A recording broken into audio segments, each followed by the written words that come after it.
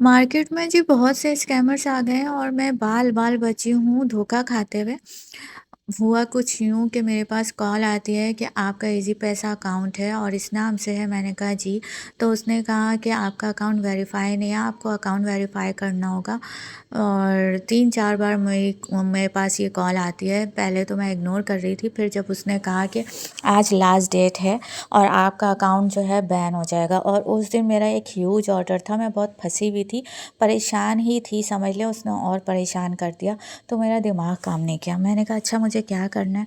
उसने कहा मैं आपको बताऊँगा कि आपने क्या करना है, आपने वीडियो कॉल पे आना है और फिर मैं आपको पैटर्न बताऊँगा कैसे आपका अकाउंट वेरीफ़ाई होगा। मैंने कहा अच्छा जी। तो अब उसकी बातों से मुझे लग रहा था कि कोई वेल एजुकेटेड बंदा नहीं है। मुझे लग रहा था कि कोई गाँव देहात का है, कुछ पठान टाइप।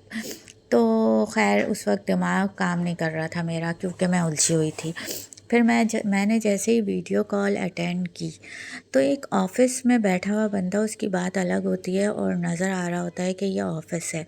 तो जैसे ही मैंने कॉल अटेंड की, मैंने अपना तो फ्रंट कैमरा जो है वो ऑफ़ कर दिया था। मैंने देखा कि ज़मीन के ऊपर चटाई टाइप बिछाई हुई होती है, तो इस तरह से नज़र आया मुझे। जैसे ही चटाई नज़र आई कि ये तो घर का माहौल लग रहा है, और वो भी गांव देहात का, और ये ऑफ़िस तो है नहीं। वैसे ही मैंने कॉल जो है डिस्कनेक्ट की और नंबर को ब्लॉक कर किया। और उसके बाद मुझे डिफरेंट नंबर से भी कॉल्स आती रहीं, कई बार आती रही। तो अगर आप लोगों के साथ ऐसी कोई कॉल आती है, तो आप तो कॉल अटेंड अगर आपने कर लिया है तो उसको फ़ौरन ब्लॉक कर दें।